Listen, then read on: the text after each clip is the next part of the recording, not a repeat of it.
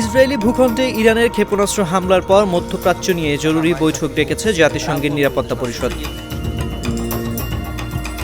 স্থানীয় সময় বুধবার সকাল 10টায় নিউ ইয়র্কে জাতিসংঘের সদর দপ্তরে বৈঠক অনুষ্ঠিত হওয়ার কথা রয়েছে। কাতার ভিত্তিক সংবাদ মাধ্যম আল জাজিরা এক প্রতিবেদনে এ তথ্য জানিয়েছে। এদিকে জাতিসংঘে নিযুক্ত ইসরায়েলে দূত ড্যানি র্যানন এক চিঠিতে ইরানের বিরুদ্ধে অভিযোগ করে বলেছেন, তারা ইসরায়েলকে ধ্বংস করার চেষ্টা করছে। তিনি ইরানের প্রতি নিন্দা জানাতে ও ইরানের ইসলামী বিপ্লবী গার্ড কর্পসকে সন্ত্রাসের সংগঠন হিসেবে আখ্যা দিতে জাতিসংঘের নিরাপত্তা পরিষদের প্রতি আহ্বান জানিয়েছেন।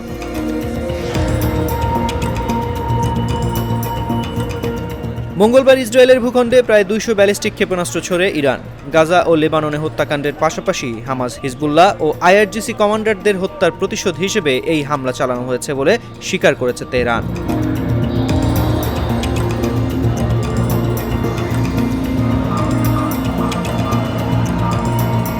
এই হামলার কিছুক্ষণ আগেই অবশ্য যুক্তরাষ্ট্র বলেছিল, ইরান ইসরায়েলে ব্যালিস্টিক ক্ষেপণাস্ত্র হামলা চালানোর প্রস্তুতি নিচ্ছে। সিএনএনের লাইভে বলা হয়, হোয়াইট হাউসের একজন ঊর্ধ্বতন কর্মকর্তা এমন তথ্য জানিয়েছেন। এই কর্মকর্তা বলেন, মার্কিন যুক্তরাষ্ট্র বিশ্বাস করে ইরান ইসরায়েলের বিরুদ্ধে অবিলম্বে ব্যালিস্টিক ক্ষেপণাস্ত্র হামলা চালানোর প্রস্তুতি নিচ্ছে। আমরা এর স্পষ্ট ইঙ্গিত পেয়েছি।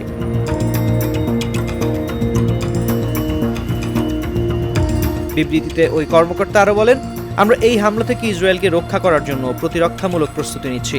ইসরায়েলের বিরুদ্ধে ইরান থেকে সরাসরি সামরিক হামলা ইরানের মধ্যে মারাত্মক পরিণতি বয়ে আনবে।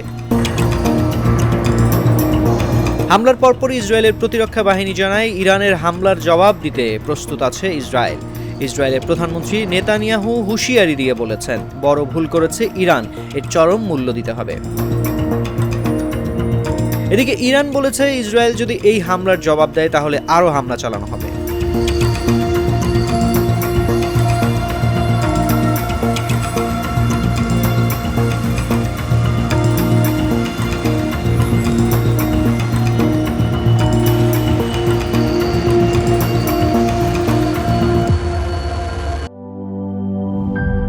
সকালটা রাগিয়ে জগৎটা জাগিয়ে অল টাইম চলে হেলদি লাইফ, জীবনের সাথে চলে হাই ফাইভ অল টাইম। ব্রেকফাস্টে all time healthy bread, all time healthy life.